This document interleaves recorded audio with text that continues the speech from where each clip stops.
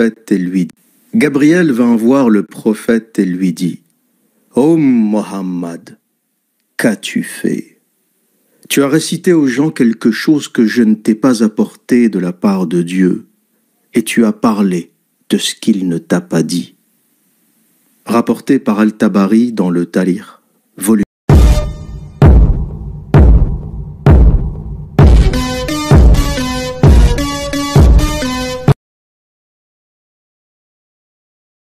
Shalom, soyez tous salués dans le puissant nom de notre Seigneur Jésus-Christ. Alors, aujourd'hui, j'aimerais vous parler de quelque chose encore. Vous savez tous, aujourd'hui, que le nom du Seigneur Jésus est le nom qui a été donné au-dessus de tout. C'est le nom qui s'est trouvé, donné, étant le plus excellent que celui des anges. Le nom de Jésus-Christ est le nom le plus excellent du monde. Alors, tous ceux qui croient en Jésus, qui prennent leur baptême au nom de Jésus-Christ, qui connaissent la nouvelle naissance qui est d'eau et de Saint-Esprit, ceux-là héritent tout de suite le royaume des cieux. Ils n'hériteront pas, ils héritent tout de suite. Alors, le royaume des cieux leur est donné tout de suite. Parce qu'ils ont cru sans avoir vu. Ils ont mis foi et ils ont reconnu que Jésus-Christ est Seigneur et ils sont sauvés. C'est la parole de Christ qui est l'évangile qu'ils gardent en eux qui devient leur héritage. C'est la parole qui était au commencement, qui a fait toutes choses. C'est cette parole-là qui a été placée dans le livre de Dieu, qui doit juger l'homme, qui doit aider l'homme à devenir parfait. Parfait pas physiquement, mais parfait dans le côté spirituel.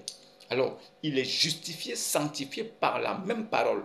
Et c'est cette même parole-là, si elle ne te sanctifie pas, écoutez-moi très bien, c'est cette même parole-là, si elle ne te sanctifie pas, alors elle te condamne. Soit la parole te justifie et te sanctifie, tu deviens saint.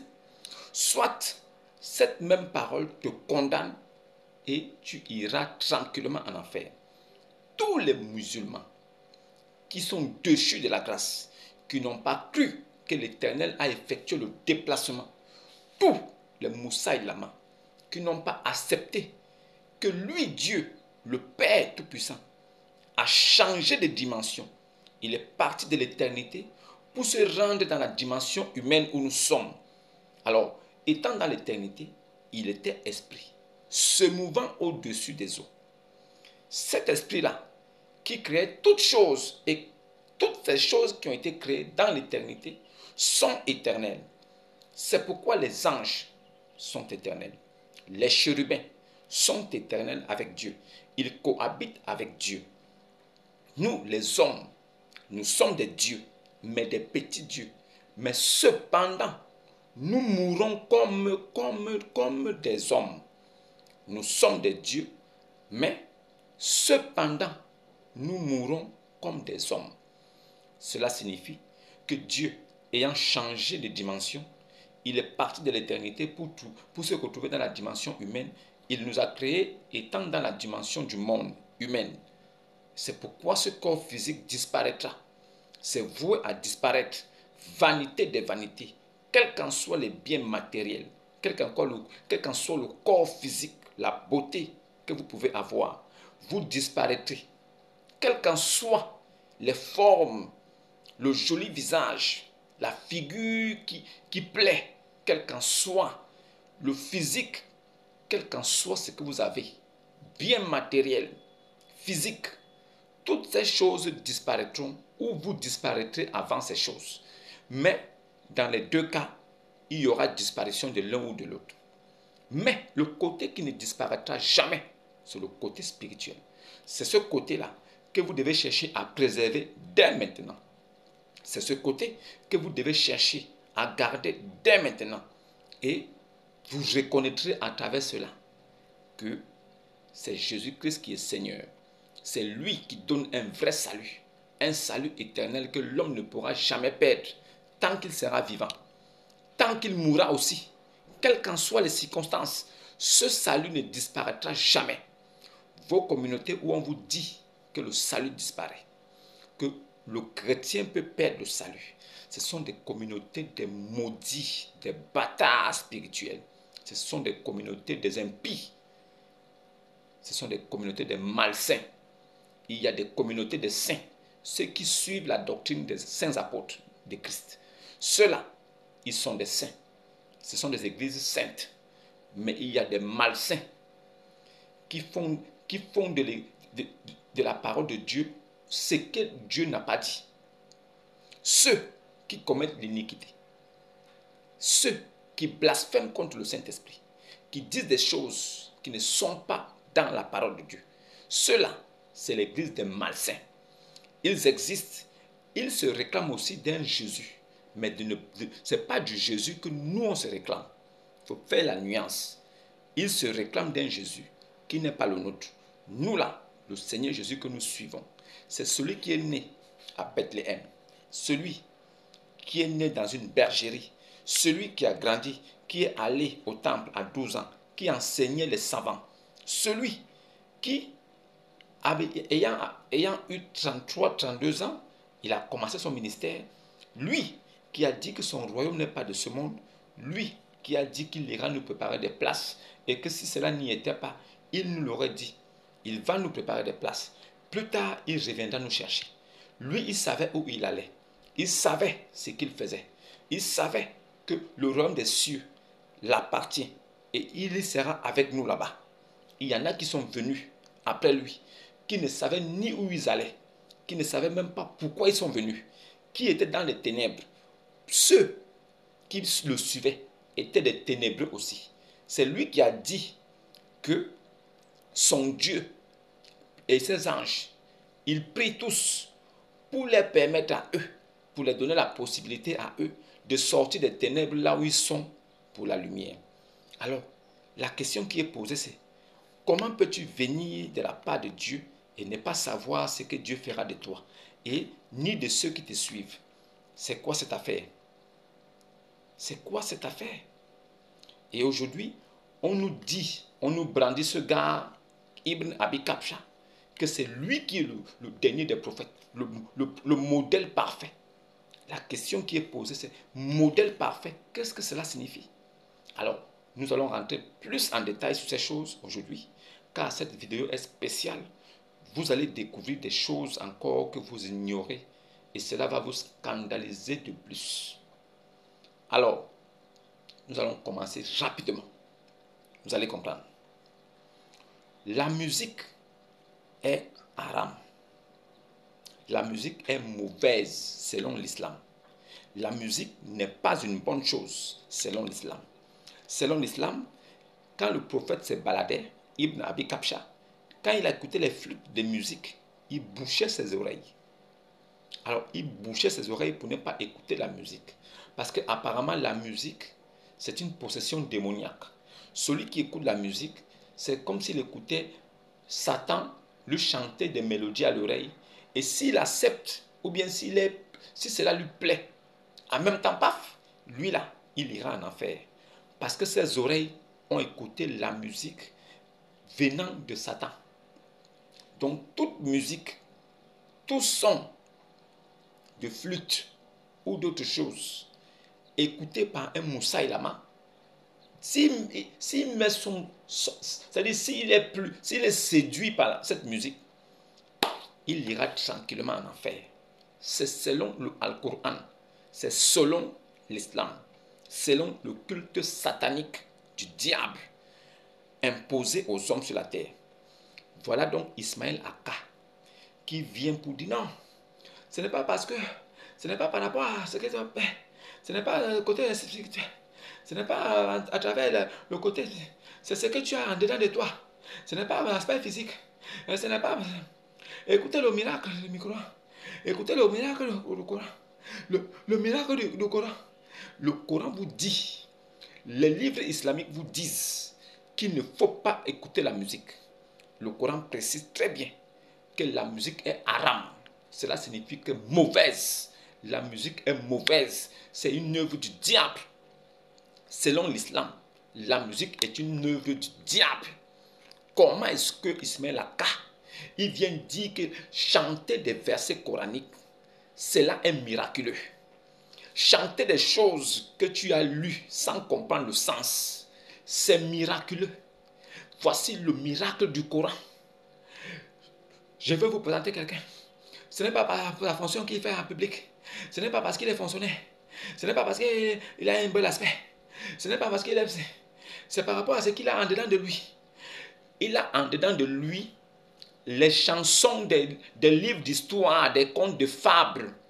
Il a en dedans de lui les contes de 1001 nuits de Aladdin au pays des Arabes, de Aladdin sur le tapis volant, de Salomon qui parle aux fourmis, de un fils de Noé qui est mort, de Marie, mère de Jésus qui s'appelle sœur d'Aaron, du père d'Abraham qui s'appelle Terach, mais qui est appelé Hazar, d'un papa de 55 ans qui monte sur un bébé de 6 ans.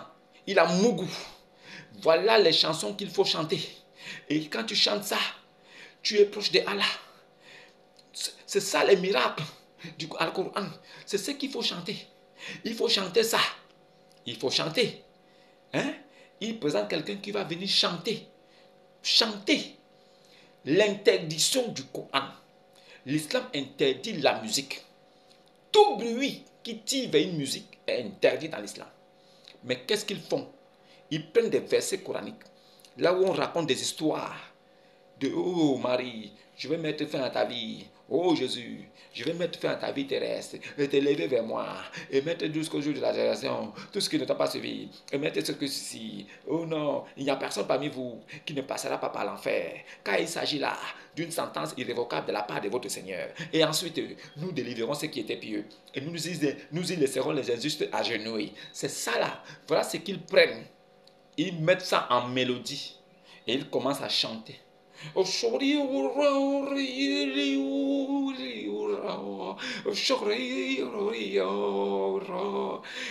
en même temps, il chante les versets coraniques que l'islam interdit. Et il dit c'est un miracle du Coran. Si quelqu'un n'est pas maudit, je n'ai jamais vu des personnes qui suivent cette religion. Je n'ai jamais vu comment... En fait, dépourvu de tout bon esprit, quoi. En fait, la malédiction plane sur la tête d'un vrai Moussa Ilama. Un esclave d'Allah, c'est un maudit qui se balade. En fait, son corps physique, c'est le temple même de Satan. L'islam interdit la musique. On interdit même le son d'une flûte. Puisque Ibn Abi Kabsha, quand il se baladait, quand il écoutait la musique, il bouchait les oreilles pour ne pas entendre. Parce qu'il a dit que la musique là, c'est une œuvre du diable, c'est pour séduire. Si tu écoutes la musique, c'est comme si tu écoutais Satan te chuchoter à l'oreille. Donc Satan te séduit avec des petites mélodies. Comme tu écoutes la musique, en même temps tu iras en enfer. Voilà le livre qui est venu vous faire comprendre à vous que ce sont les choses physiques que vous allez hériter au ciel. Par contre, Jésus nous a fait comprendre que ce sont les choses spirituelles qu'il faut comprendre. Et c'est en esprit et en vérité qu'il faut adorer le véritable. Lui, il est venu 600 ans plus tard pour vous dire non. Si tu écoutes la musique, c'est haram, c'est mauvais, tu iras en enfer. Alors Ismaël Aka se maudit. Il dit qu'il va présenter quelqu'un. Que ce n'est pas par l'aspect extérieur, mais c'est parce que par rapport à ce que la personne a en dedans de lui. Et le gars vient pour chanter, pour venir chanter l'interdiction. C'est-à-dire, on vous interdit de chanter, mais quelqu'un vient chanter, mais il ne prend pas les paroles ailleurs, il prend les paroles dans le Al-Qur'an, ce livre de Iblis, et il va chanter ça devant les gens. Et les gens seront donc séduits. Aucun véritable chrétien ne peut être séduit par la musique des chansons arabes qui n'ont aucun sens. Vous avez été colonisé, esclavagisé, vous avez été dominé, vous avez été piétiné par les Arabes blancs. Vous avez hérité de leur culte satanique. Ils vous ont imposé ça. Vous êtes dans ça, avec des grosses pierres sur la tête, comme des esclaves à vie. Vous pensez que vous pouvez séduire les gens avec quelques mélodies. Pour faire quoi? Vous allez mémoriser quoi? Alors qu'il y a des livres qui existent. Vous allez mémoriser un livre en arabe qui n'a aucun sens. Alors que vous pouvez le lire et passer. Non, il faut mémoriser. Si tu mémorises, tu iras au paradis. C'est quoi cette affaire? Vous connaissez combien de personnes qui sont non musulmans et qui connaissent le Coran? Vous connaissez combien de personnes, moi-même qui suis en train de parler avec vous, vous connaissez combien de versets coraniques je connais? Donc ça fait de moi un sauvé. Le fait de connaître certains versets, ça veut dire que tu es sauvé. Vous pensez quoi? Non, il faut chanter ça en arabe. C'est quand tu chantes en arabe que tu es à côté de Allah. Oh non, non, par la permission de Allah. Vous connaissez de qui vous parlez? Par la permission de qui? Il est qui? Par la permission de Allah. Bismillah, Bismillahirrahmanirrahim. Bismillahirrahmanirrahim. Maudia. Votre livre, votre religion interdit la musique. Vous venez chanter les versets coraniques. Écoutez-moi le Maboul Ismaël Aka. Je ne sais même pas qui est en train de chanter là, ce maudit là, ce Dins qui était assis en train de chanter avec ses lunettes. Ce Dins, une personne qui se respecte, un homme honnête, ne peut pas venir s'asseoir en public avec les lunettes noires pour dire qu'il parle. C'est des signes de la malhonnêteté. Quand vous voyez des gens avec les lunettes noires, c'est des maudias. C'est des maudias. C'est des maudias. Non, non, non, je vais vous présenter quelqu'un, je ne le présente pas son nom, mais vous allez seulement écouter le miracle. Quel miracle? Quel miracle? Écoutez. Le prophète lui dit, ô Mohammed, qu'as-tu fait? Tu as récité aux gens quelque chose que je ne t'ai pas apporté de... Gabriel vint voir le prophète et lui dit, ô Mohammed, qu'as-tu fait? Tu as récité aux gens quelque chose que je ne t'ai pas apporté de la part de Dieu, et tu as parlé de ce qu'il ne t'a pas dit. Rapporté par Al-Tabari dans le Talir, volume 6. Bonjour à tous. Aujourd'hui, nous allons parler de l'un des épisodes les plus controversés en islam, les versets sataniques. La simple évocation de cet incident a valu à l'écrivain Salman Rushdie une condamnation à mort, une fatwa émise par l'Ayatollah Khomeini en 1989 et qui est encore valable aujourd'hui. L'agence de presse de la République islamique d'Iran a rapporté en 2006 que la fatwa resterait en place de manière permanente car une fatwa ne peut être révoquée que par la personne qui l'a initialement émise. Et Khomeini étant décédé, le pauvre Salman Rushdie est donc condamné pour l'éternité. Et il vit encore aujourd'hui sous protection policière permanente au Royaume-Uni. Paradoxalement, malgré le titre de ce roman qui a fait couler beaucoup d'encre et pas mal de sang, dont celui de son auteur, Salman Rushdie a subi en août 2022 une tentative d'assassinat au couteau lors d'une conférence. Le roman Les versets sataniques, publié en 1988, n'évoque que très peu cet épisode religieux de l'histoire islamique. En réalité, l'œuvre de Rushdie n'est pas centrée sur l'islam, mais sur le prophète Mohammed, mais c'est plutôt un roman allégorique, fantastique. Et avant d'aborder la question religieuse à proprement parler et d'évoquer les sources islamiques nombreuses et sérieuses qui parlent de ces versets, Al-Tabari, Ibn Kathir, Al-Bukhari et surtout le Saint-Coran, je vais faire un bref détour pour parler du roman de Salman Rushdie, car c'est grâce à ce roman et le tollé médiatique qu'il a suscité que j'ai découvert les versets sataniques. Et je me souviens m'être posé la question, qu'y a-t-il dans ce livre qui a retourné le monde musulman et qui a suscité une haine, une violence sans précédent contre son auteur? Pour commencer, voilà ce que disaient les critiques de l'époque au sujet de ce livre, en citant Timothy Brennan, professeur de littérature qui a qualifié l'œuvre de roman le plus ambitieux publié à ce jour pour traiter de l'expérience des immigrés en Grande-Bretagne, qui capture la désorientation onirique des immigrés et leur processus d'union par l'hybridation. Le livre est considéré comme fondamentalement une étude sur l'aliénation. Et je vais vous le dire tout de suite, si vous lisez le livre de Salman Rushdie pour apprendre quelque chose au sujet de l'épisode islamique des versets sataniques, au sens religieux du terme, vous allez être, tout comme moi, déçu, car le sujet central du livre est plus l'immigration et la désorientation, l'aliénation qu'elle suscite chez l'immigré, un thème cher à Salman Rushdie, que la question islamique, même s'il l'évoque de manière épisodique dans son récit. Le roman d'environ 500 pages est une œuvre plutôt complexe, parfois difficile à lire, je dois avouer, et qui s'inspire de faits réels, notamment l'attentat contre l'avion d'Air India en 1985, perpétré par des activistes sikhs. C'est d'ailleurs comme ça que le roman commence, avec un crash d'avion au-dessus de la Manche et la chute des deux protagonistes, deux acteurs musulmans indiens, Gabriel Farishta et Saladin Shamsha. Et dès le début du roman, avec ces deux acteurs qui survivent miraculeusement à l'explosion de cet avion et à leur chute, on comprend qu'il s'agit d'une œuvre fantastique, allégorique, mêlant des éléments réalistes, voire l'actualité, à la satire et à la magie, ce qui en fait une œuvre assez difficile à classer d'ailleurs. Voilà, il y a des versets sataniques que M. Ibn Abi Kabsha a récités. En fait, il a récité des versets sataniques et c'est écrit dans les livres des musulmans, dans les livres islamiques. Il y a des versets sataniques qui existent. Comment un prophète de Dieu peut-il venir sur la terre sous l'onction, sur l'hospice de l'Esprit Saint qui le recouvre, étant protégé de toute sorcellerie, de tout envoûtement et de tout djinns?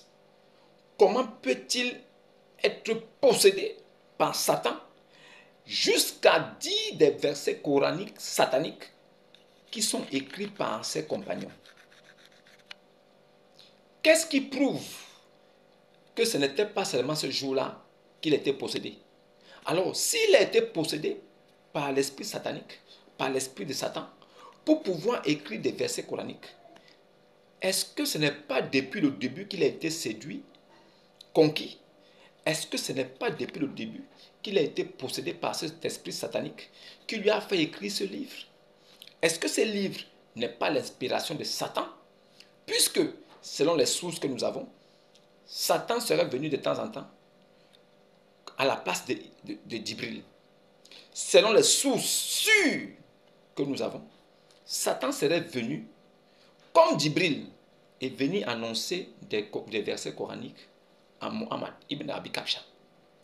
Alors, si eux-mêmes ont su et ont découvert qu'il y a des versets sataniques inspirés par Satan que Muhammad ibn Abi Kabsha, de son vrai nom, aurait transmis dans l'islam, qu'est-ce qui nous prouve qu'il n'a pas été séduit par l'esprit satanique depuis le début de sa mission jusqu'à la fin? Comment peut-il venir comme Djibril? Comment il peut venir comme l'ange Djibril alors que c'est Dieu qui envoie l'ange Djibril? Si Satan peut prendre la place de Djibril et venir parler à Ibn Abi Kabsha, cela signifie que Satan a tenu Ibn Abi Kabsha entre ses mains depuis le commencement. Je vous explique pourquoi. Il recevait ces inspirations-là, ces révélations, dans la grotte à Hira, dans une grotte profonde, ténébreuse et humide. En fait, il recevait sa révélation dans le ténèbre, dans le noir absolu.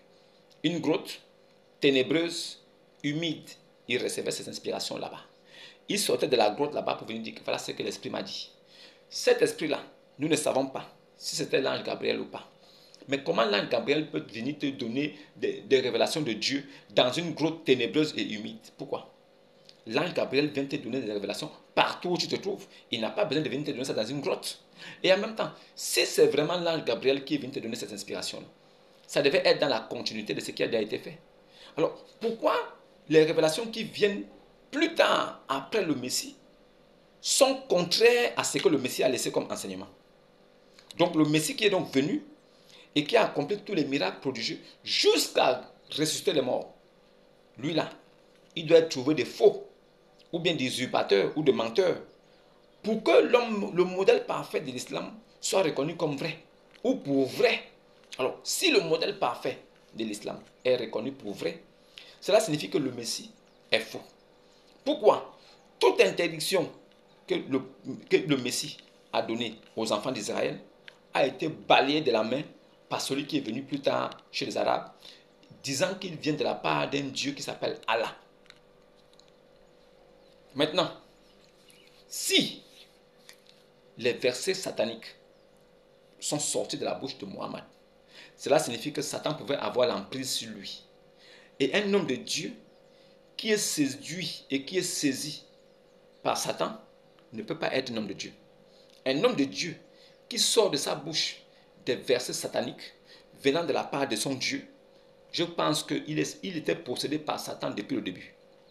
C'est pourquoi Satan même se substituait souvent à Djibril. Il venait comme Djibril. Lui-même, Ibn Abi Kabsha, alias Mahomet, a dit que oui, parfois c'était Satan qui venait, mais il prenait la forme de Djibril. À partir de là, nous comprenons pourquoi ce livre existe et pourquoi toutes les atrocités et les perversités qui sont retrouvées à l'intérieur font du Coran le livre de Satan. Vraiment un Dieu qui envoie un prophète étant un exemple de vie, un exemple de choses à faire, un exemple de façon de faire. Comment peut-il se permettre de donner la possibilité à un papa de 55 ans d'aller coucher un bébé de 6 ans? Ça là, vous devez vous poser la question. Comment un prophète peut venir de la part du vrai Dieu?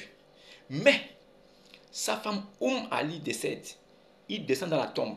Il enlève son camis. Il prend sa bike. Il enfonce le cadavre. Ça, c'est un modèle parfait à suivre. Comment un homme parfait tombé du ciel par Allah qu'il a lancé à terre, que vas-y là-bas annoncer la bonne nouvelle. Il est venu. Étant sur terre, comment peut-il décapiter des gens? Comment peut-il décapiter des personnes? Parce que ces personnes ont dit qu'il n'est pas prophète. Ceux qui cherchaient à lapider Jésus, à lui faire du mal. Vous avez entendu un jour que Jésus a frappé quelqu'un? Mais les femmes poètes qui disaient que Ibn Abi Kabsha, alias Mahomet, n'était pas un prophète, il a demandé à Saïd, son fils, d'aller tous les tuer. Comment quelqu'un qui vient de la part de Dieu, que Dieu a lancé sur la terre comme ça, qui sera vraiment une miséricorde pour le monde, comment peut-il venir violer? Il tue une famille, il tue le père, il tue la mère, il tue le mari. Il garde la femme, parce que la femme est belle. Et il la couche le même jour. Comment un homme de Dieu peut-il venir sur la terre, lancer sur la terre par son Dieu, Ibn Allah? Il atterrit sur la terre. Il dit que le Coran est descendu d'un soir de 1001 nuits. Mais, après 22-23 ans de ministère, il meurt, il ne laisse pas le Coran. C'est-à-dire il est mort sans laisser un livre. Ça c'est Dieu. Le Coran donc est descendu du ciel à quel moment? Comment un prophète de Dieu lancé sur la terre par Ibn Allah peut-il venir mourir? Il a créé quelque chose d'extraordinaire, l'allaitement des adultes. Alors pour lui, une femme doit donner son sein à un inconnu pour qu'il ne puisse pas avoir envie de sexe avec elle.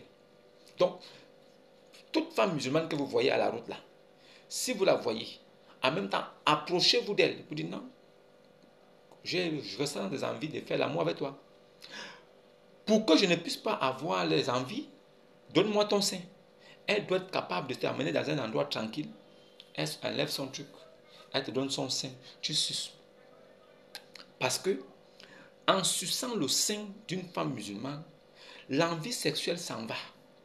C'est ce que Ibn Abi Kabsha a donné à ces gens-là, des esclaves-là, qui portent des sacs sur la tête, des cailloux sur la tête là.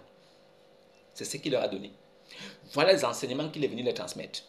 Donc, toute femme musulmane qui se respecte doit être capable de donner son sein aux hommes qui s'approchent d'elle, qui ont des envies sexuelles.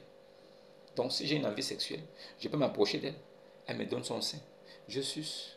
Après, je n'aurai plus envie de faire. C'est tout. Et elle me donne le sein 10 fois par jour. Pas une fois par jour. Elle doit donner son sein 10 fois par jour. C'est ce qu'il a fait pratiquer Aïcha. Aïcha a donné son sein à des inconnus qui sucent son sein. Et beaucoup de femmes pratiquantes musulmanes faisaient ça parce que le prophète avait ordonné cela. Le prophète Mahomet. ce tueur, ce coupeur de coups, celui qui a coupé les coups des gens fatigués, il est mort, il a laissé 7 sabres avec 2 lances. 7 sabres, 7 couteaux, longs couteaux. Voilà ce qu'il a laissé. Il est mort en disant tous les juifs et les chrétiens doivent mourir. Que son Dieu n'a qu'à tuer tous les juifs et les chrétiens. Aujourd'hui, les musulmans à 2 balles que vous voyez là, ils nous disent que nous avons pris le même Dieu. Votre prophète a dit que votre Dieu tue tous les musulmans, tous les juifs et les chrétiens. Et que la fin du monde n'aura jamais lieu tant que tous les juifs et les chrétiens ne seront pas morts.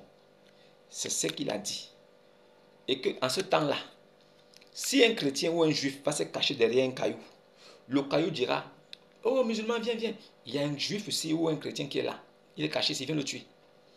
Et que la fin du monde, le jour dernier, ne viendra jamais tant que tous les juifs ne seront pas tués.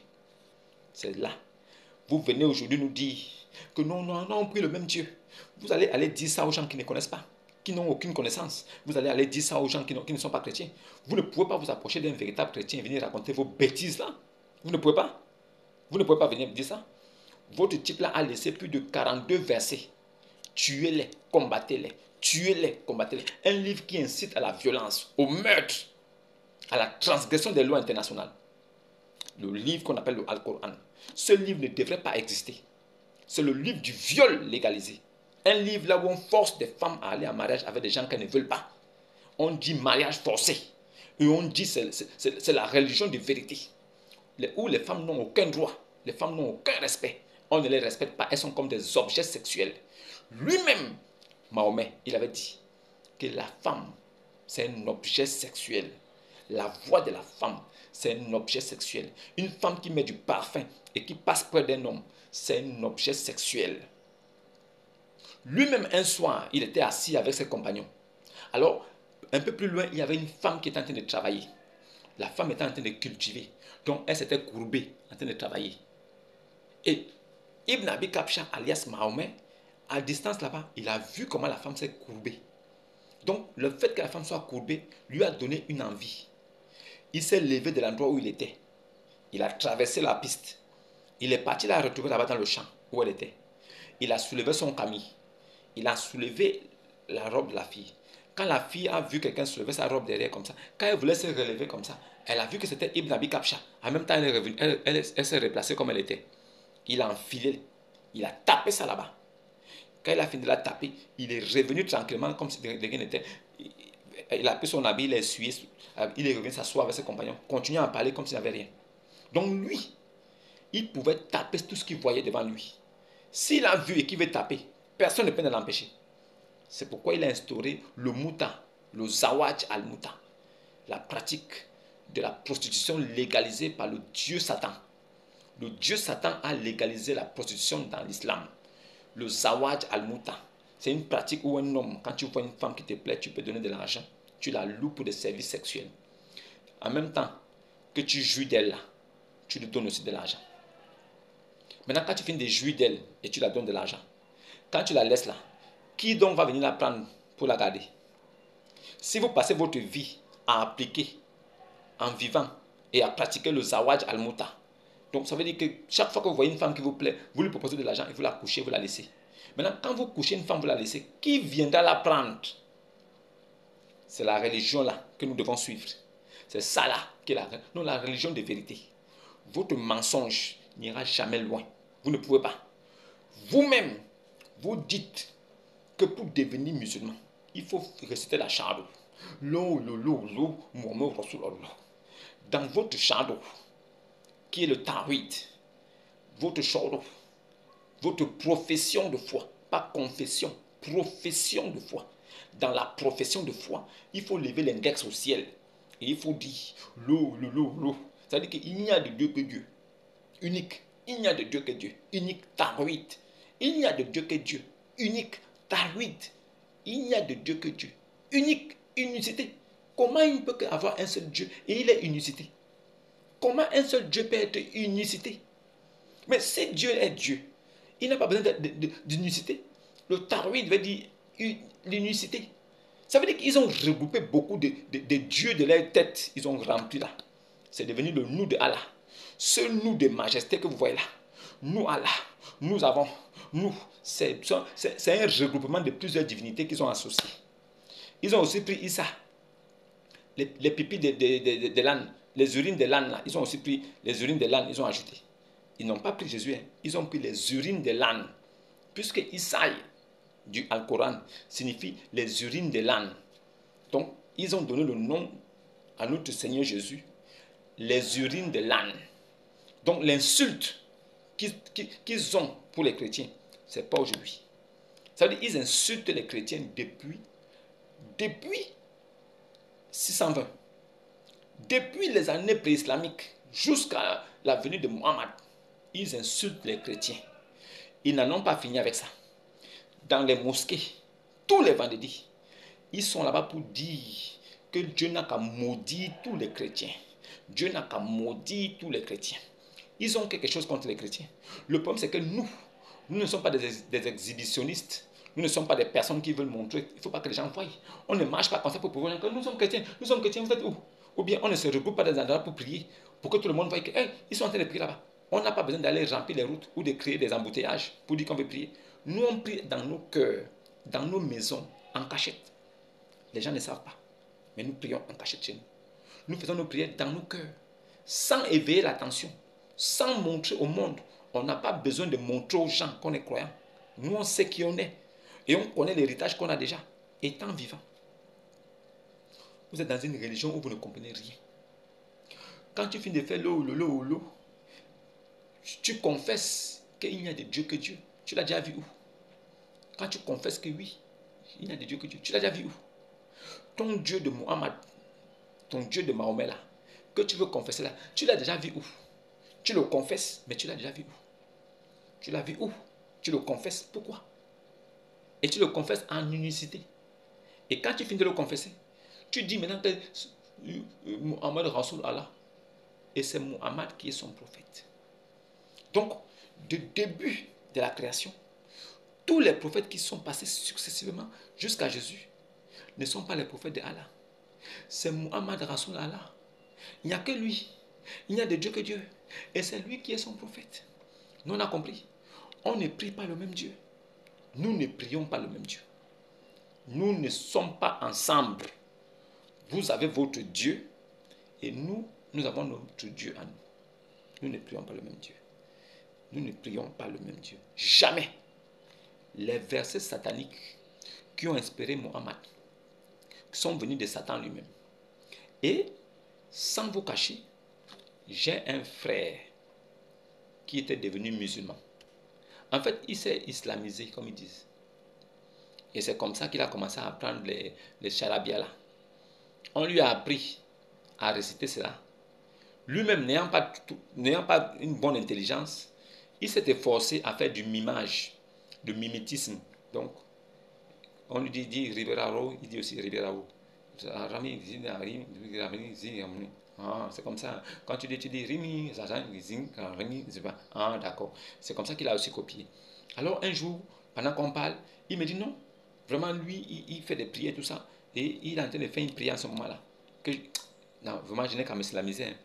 Non, il faut t'islamiser, tu ne comprends pas. Il faut t'islamiser, te dis.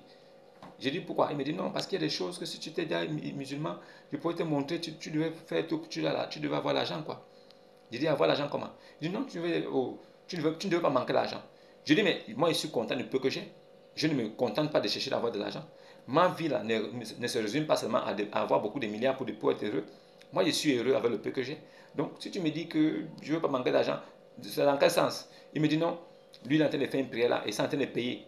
Donc, vraiment, il va m'envoyer la prière là. Moi aussi, je vais faire ça comme lui. Il dit, ah, d'accord. Avant même que je n'ai dit un mot, sur mon WhatsApp là, il m'a envoyé ça. Pam! Quand j'ai vu le titre de la prière, la sirène noire, il m'a envoyé une prière musulmane, la sirène noire. Quand j'ai seulement vu l'entrée, mon cœur a fait pap. La première phrase, quand j'ai lu la première phrase, j'ai supprimé le message directement. C'est-à-dire, il m'a envoyé la prière en entière. Dès que j'ai lu la première phrase, mon cœur s'est bloqué. J'ai supprimé la prière en même temps et je n'ai rien dit. Il me dit non, tu récites ça.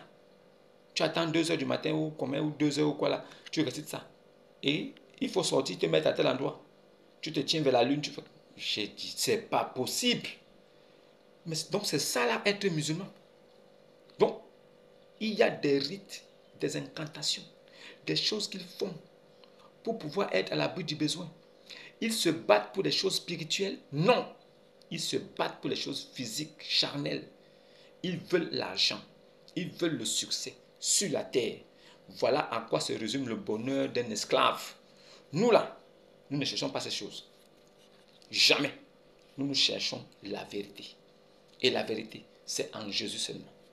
C'est pourquoi la Sourate 3, verset 55, nous dit que, rappelle-toi, Jésus, je vais mettre fin à ta vie terrestre, t'élever vers moi, te débarrasser de tous ceux qui t'ont suivi, de te débarrasser de tous ceux qui ne t'ont pas suivi, et mettre jusqu'au jour de la résurrection ceux qui te suivent. Donc nous là, qui suivons Jésus, c'est jusqu'à la résurrection qu'on sera au-dessus.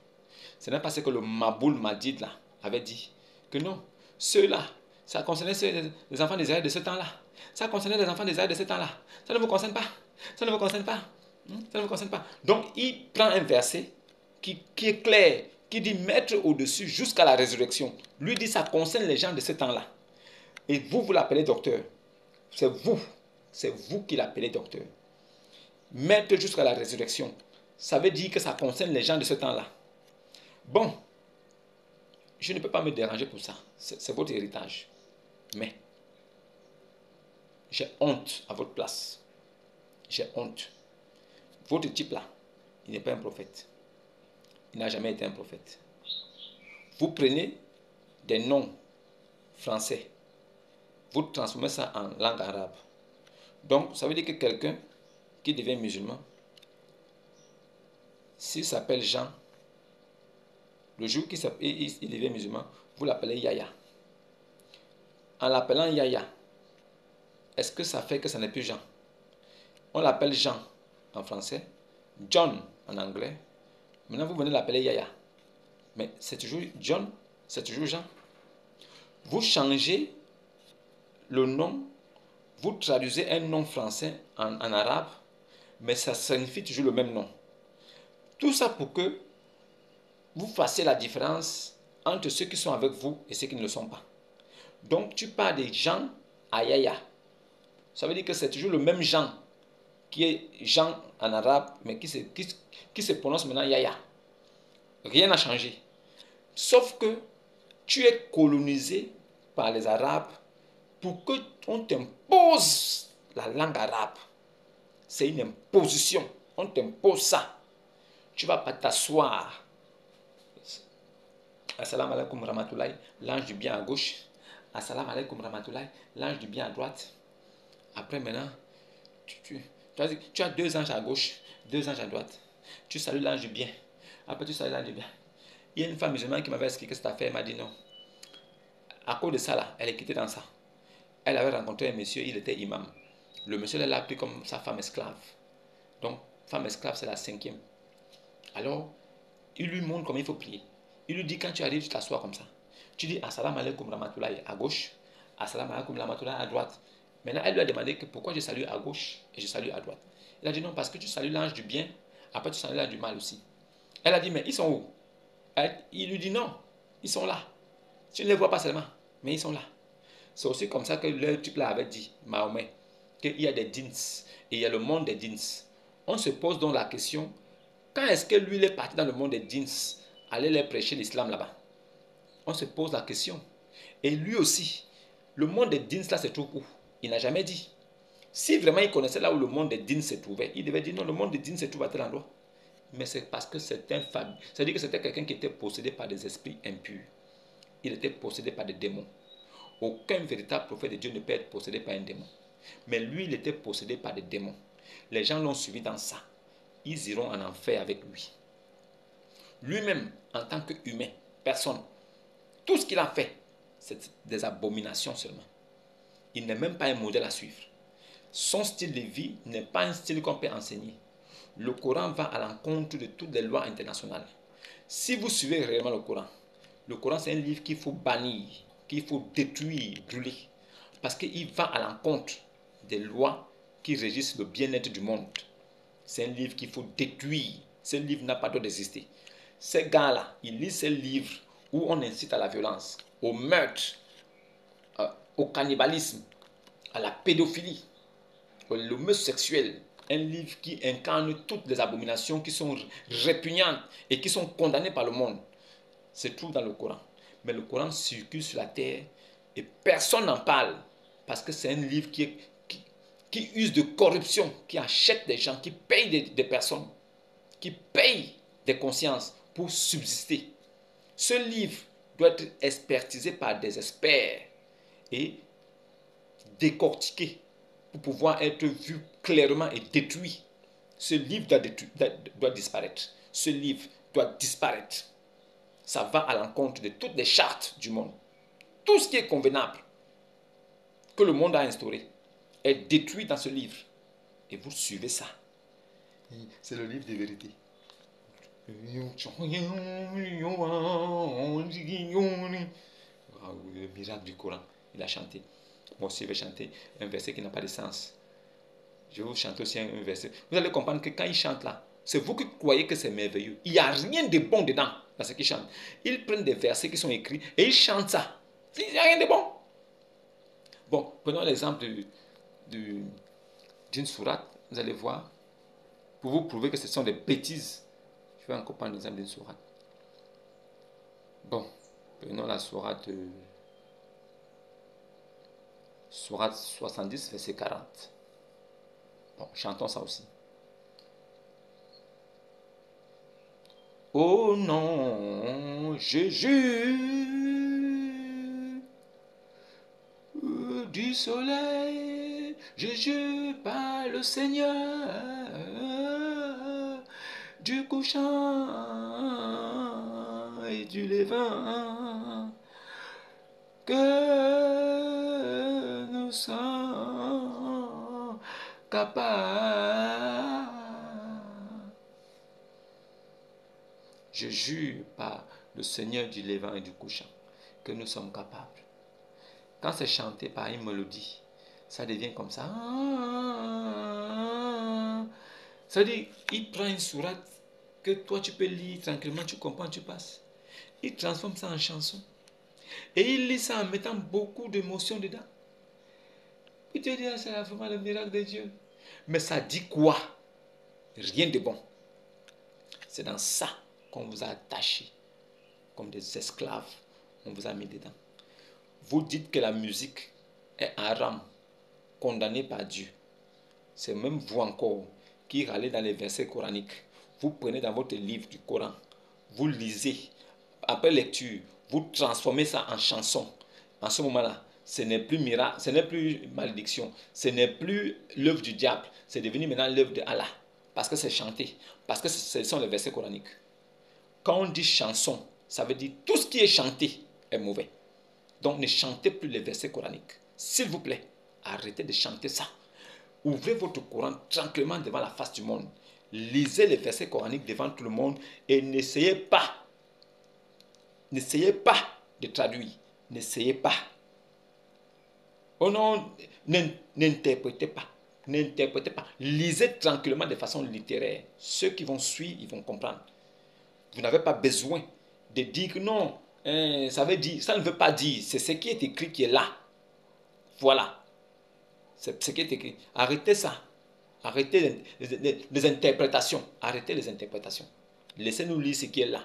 Et on se contente de ce qu'on a vu. C'est suffisant. Si votre Dieu la voulait des interprétations, et alors il aurait mieux expliqué ça d'une certaine façon. Mais s'il n'a pas mieux expliqué, et que c'est comme ça qu'il a expliqué, je trouve que c'est parfait. C'est ce qu'il voulait dire. Le sens qu'il a donné là, c'est ça qu'il voulait dire. Ce n'est pas autre chose. Ce n'est pas à vous de venir des centaines de siècles ou des dizaines de siècles plus tard, venir nous dire que non, là où c'est écrit, il prie. Non, ça veut dire il bénit. Non, ce n'est pas à vous. Le mot bénédiction existe dans le Coran. Il y a des endroits où Allah dit il a béni. Mais si là-bas il a dit il a prié, c'est que Allah prie. C'est simple. Vous n'avez pas à interpréter ça. Vous n'avez pas besoin de ça. Et nous, on n'a pas besoin que vous veniez interpréter ça. Si vraiment votre interprétation là est vraiment vraie, alors ça devait être écrit comme vous interprétez. Mais si ce n'est pas écrit comme vous interprétez, fermez-la. Fermez-la. Votre livre maudit là, connu de tous maintenant. Vous ne pouvez plus tromper personne. Personne. Et dès qu'on prend dans vos livres, si vous voulez bouder, on prend la vie de votre prophète, on expose. Tout le monde voit et tout le monde sait que c'est la vérité. Quand on expose sa vie, personne ne peut dire non, parce que c'est sa vie. Sa vie n'est pas un exemple à suivre. Alors, qu'est-ce que vous voulez nous montrer? Qu'est-ce que vous voulez nous dire? Vous voulez nous montrer quoi? Et dans certaines communautés aujourd'hui, nous voyons aussi des pasteurs. Dieu m'a dit, Dieu m'a dit, Dieu m'a dit. Oui, il y a des Dieu m'a dit, Dieu m'a dit. Saint-Esprit descend, Saint-Esprit descend. Un pasteur qui dit Saint-Esprit descend, il n'est pas maudit. Vous êtes sûr? Je vais vous expliquer ça dans la prochaine vidéo. Shalom et à demain. Notre jeune frère qui est là, je ne vais pas vous le présenter, mais il va introduire la cérémonie, ou bien il va introduire le rappel de ce soir avec la permission d'Allah, par la manière dont, ou bien par la gratitude, ou bien par les merveilles, ou bien par le miracle dont Allah l'a gratifié. On va juste entendre son intro. Parce que son nom n'a pas d'importance. Son visage n'a pas d'importance. Sa forme n'a pas d'importance. Mais ce qui est plus important, c'est ce que vous allez entendre de lui. Voilà pourquoi on dit ne jugez pas les gens en fonction de l'apparence. Mais c'est ce qui est au-dedans d'eux qui intéresse les gens. C'est ce qui est au-dedans d'eux qui doit plaire. Ne me plaît pas parce que... Il ne faut pas être plaire parce que tu es devenu gros, mais c'est en forme ou mais c'est clair. Non. Mais qu'est-ce qu'il y a dans Ismaël Aka qui plaît? C'est ça qu'il faut regarder. C'est le fond, on regarde. Sinon la forme là peut changer en fonction des circonstances. Alors vous allez entendre le fond. Vous allez entendre le miracle. Vous allez entendre la splendeur. Et c'est par ça que moi je vais le présenter. Parce que il ne se présente pas de par son identité ou bien de par ce qu'il a rempli dans les administrations. Mais il se représente, on le reconnaît par quelque chose qui est fort, qui est puissant. Oui, il ne va jamais disparaître. Alors, écoutez notre invité avec son introduction. Inch'Allah. Faliyatafal dal mashkouran muazzaza. Salam alaikum. أعوذ بالله من الشيطان الرجيم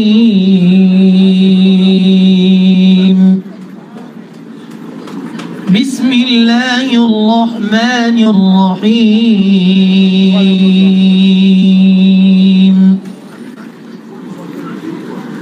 الرحمن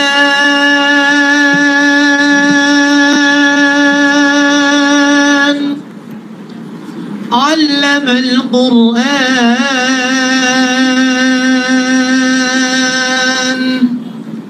خلق الإنسان علمه البيان الشمس والقمر بحسبان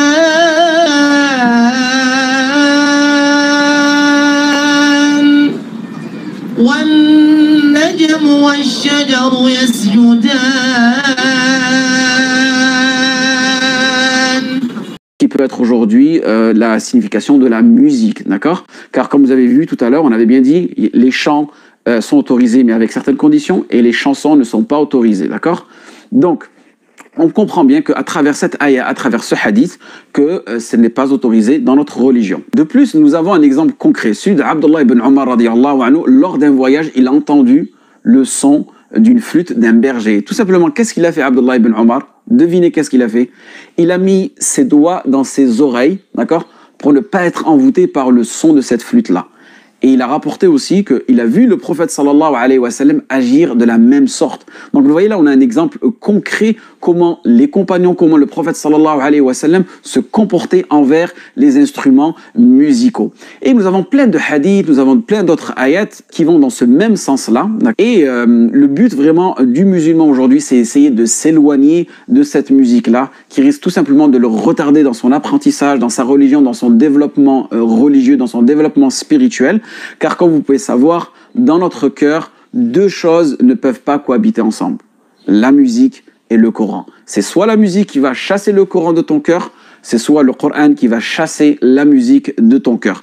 Et malheureusement, aujourd'hui, on a des prédicateurs qui nous disent voilà, c'est à vous de faire votre propre choix, c'est à vous de faire votre propre interprétation. En tant que musulmans, on n'a pas à faire notre propre interprétation. Nous avons des savants qui ont analysé ces textes-là selon la compréhension des compagnons du prophète sallallahu alayhi wa sallam.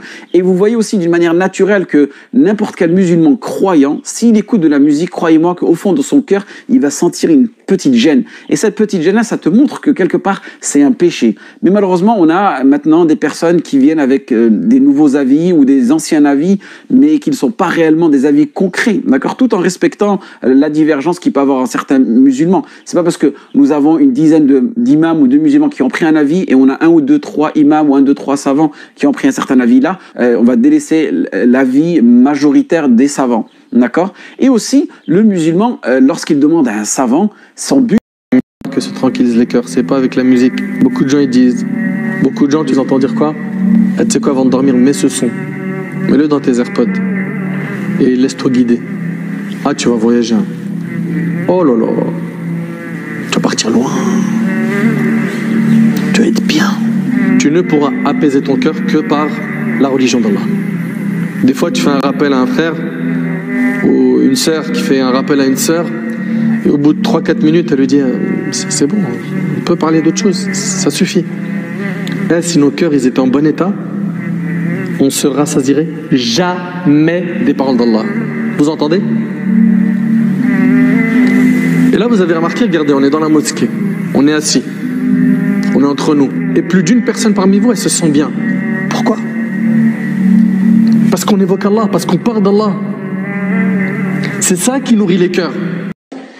Donc, troisième des choses, il y aura des gens, ils vont chanter, particulièrement des chanteuses. Vous suivez bien? Eh bien, qu'est-ce qui va leur arriver? Le prophète, celui qui parle pas poussé par sa passion. Quand le prophète parle, c'est une révélation de la part d'Allah. Donc, il ne ment pas, le prophète, on est d'accord. Il dit que la vérité. Vous êtes sûr de ça ou pas? Oui. Sûr? On est sûr. Vous êtes sûr? Le prophète, il ment jamais? Oui. D'accord. Qu'est-ce qu'a dit le prophète sur ces gens-là et ces catégories de gens-là? Eh bien, il a dit, ils seront engloutis par la terre.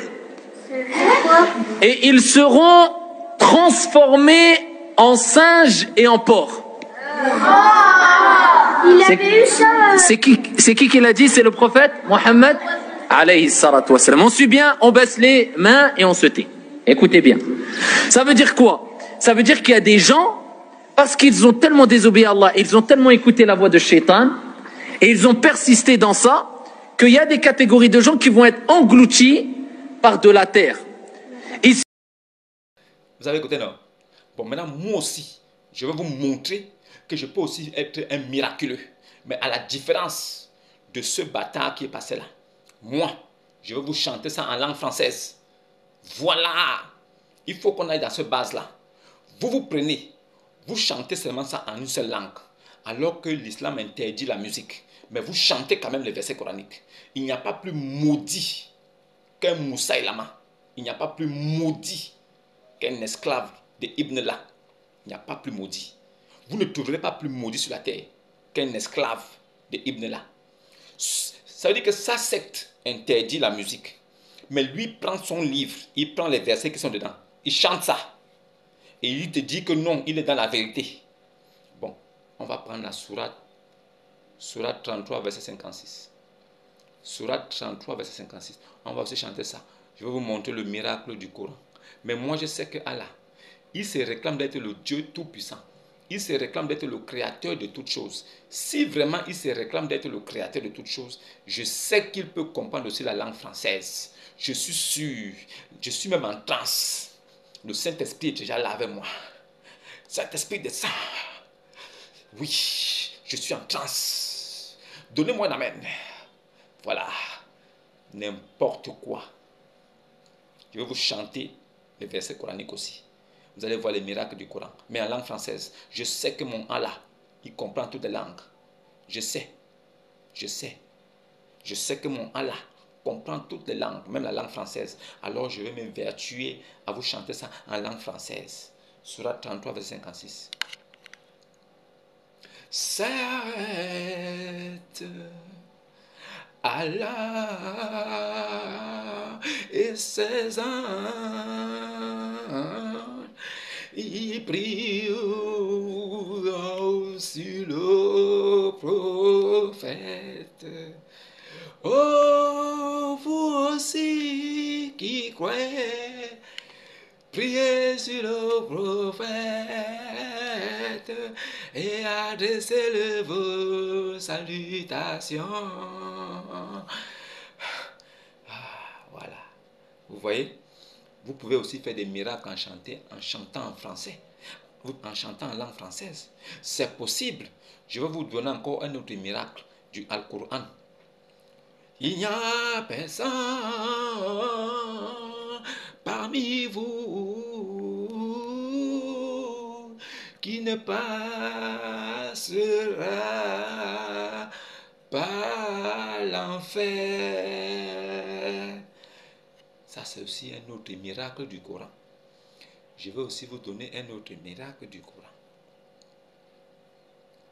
Oh, Issa, souviens-toi quand elle avait dit je vais mettre fin à ta vie terrestre, t'élever vers moi et te débarrasser de ceux qui ne t'ont pas suivi et mettre jusqu'au jour de la résurrection tous ceux qui t'ont suivi. Bismillahirrahmanirrahim. Voilà. Je suis un miracle. C'est un miracle du Coran. Chanter l'interdiction. C'est-à-dire, le Coran interdit la musique, mais moi je chante les versets coraniques et c'est un miracle du Coran. Si la malédiction ne réside pas en plein dans le Coran, dans l'islam, dans tout vrai musulman, c'est que Dieu n'existe pas. Il n'y a pas plus maudit sur la terre qu'un esclave. Il n'y a pas plus abominable qu'un esclave. Il faut être un esclave, déjà mort, un mort vivant, pour croire dans sa tête que chanter les versets coraniques est un miracle, alors que l'islam interdit la musique. Si tu n'es pas quelqu'un qui n'a pas dépourvu de cerveau, votre alfoukanna, c'est alfou folie, votre alfou folie là, vous a dépassé. Vous chantez les versets coraniques. Vous chantez les versets coraniques. La musique est en haram dans l'islam. Vous chantez les versets coraniques. La musique est une abomination dans l'islam. Vous chantez les versets coraniques. Maudit, maudia, abominable. L'abomination de la perdition siège dans l'islam. Maintenant, je vais vous faire un rapprochement, vous allez comprendre. De toute façon, ils chantent les versets coraniques là, pour séduire, pour se séduire eux-mêmes. Et ils pensent qu'en prenant des personnes qui ont des plus belles cordes vocales pour venir prononcer ces versets sataniques là, les gens seront contents.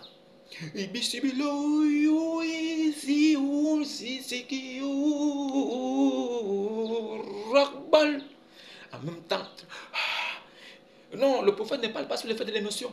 Mais eux, ils veulent vous amener dans l'émotion en tirant des versets coraniques, en récitant ça en une langue qu'ils ne comprennent pas. Alors, les prêtres catholiques aussi sont venus. Les romains catholiques aussi ont aussi fait la même chose. Eux aussi chantent. Ils chantent aussi les versets bibliques. Eux, ils font comment?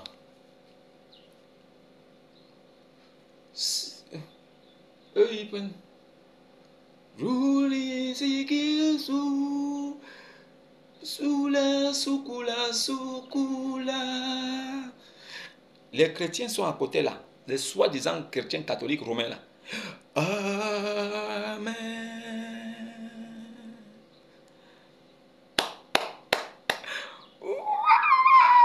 Jesus. En fait, les musulmans sont sortis des catholiques.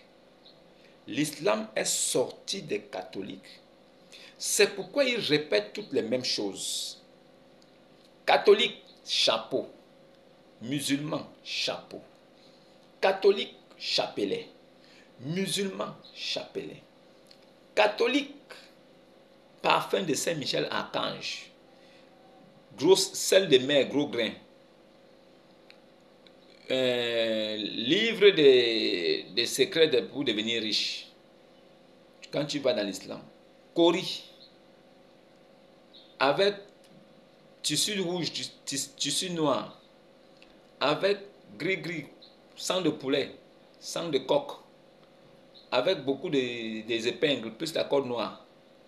Ça veut dire que quand tu es dans les assemblées des catholiques, en face, il y a des boutiques où on vous vend parfum de Saint-Michel Archange, on vend parfum de Saint-Michel, de l'ange Gabriel, on vous vend aussi parfum sorti de la main de Dieu, on vous vend le chapelet de Maman Marie, Mère de Dieu, on vous vend les t-shirts avec la photo de Maman Marie ici devant, on vous vend les polos avec Jésus crucifié ici à la croix. Chez les catholiques, Jésus là, il est encore à la croix crucifié.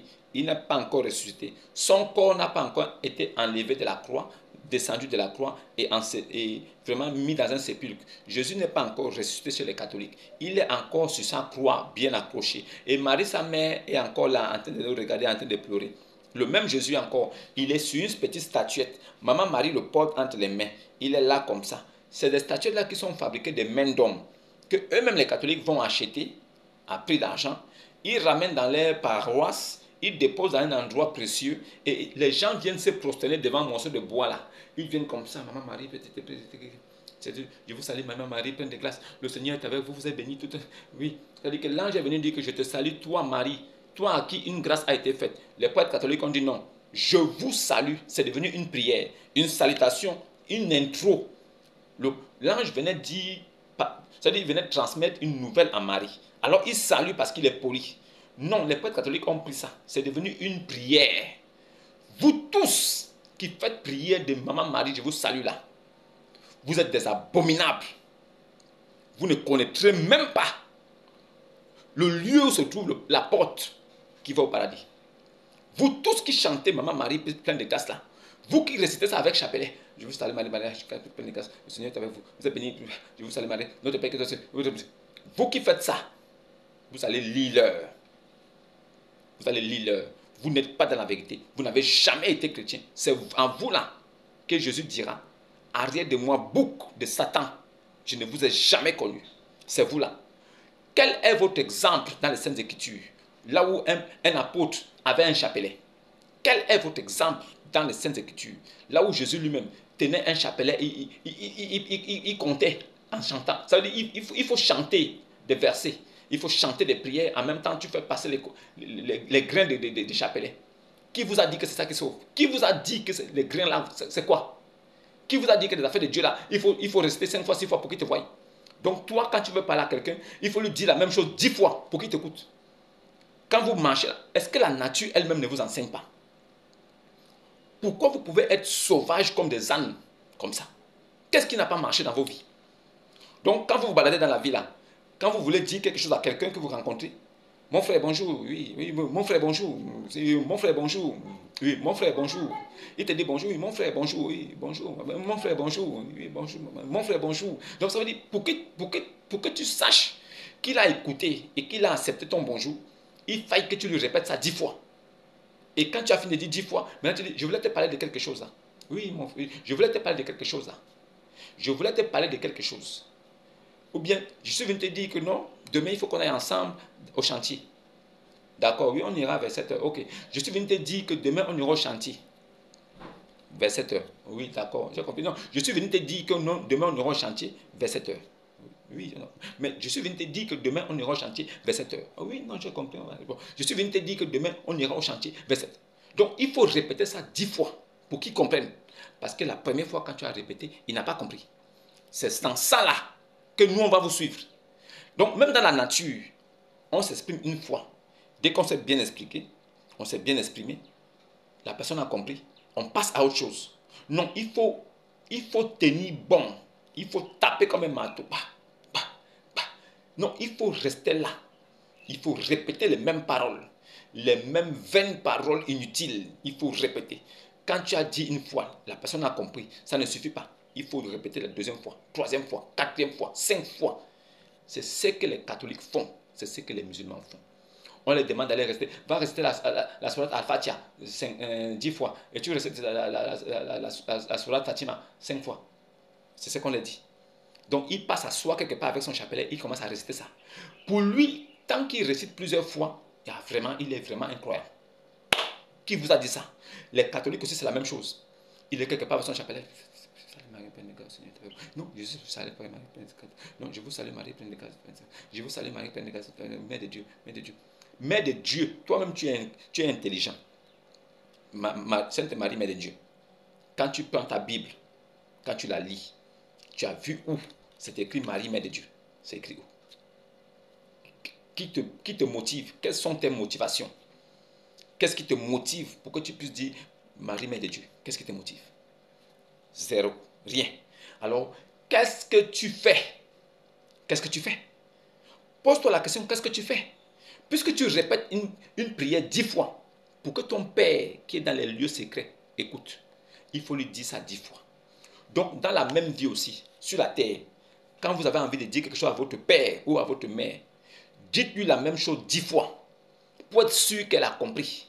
Parce que si avec Dieu, il faille dire 10 fois la même chose pour que Dieu comprenne, alors même dans la vie, même dans la nature, si vous voulez dire quelque chose à quelqu'un, dites-le 10 fois aussi pour que la personne comprenne.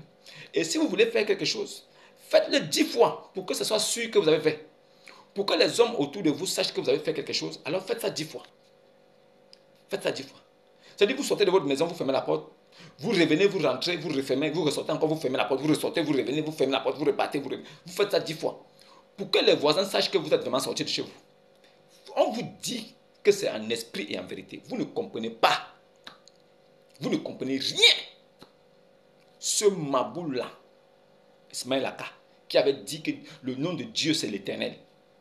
Ce gars, analphabète comme son prophète, qui dit que le miracle du Coran c'est de chanter les versets coraniques, alors que l'islam interdit la musique. Vous êtes dans quoi? Vous êtes dans quoi? Vous croyez que c'est ça la vérité? Non.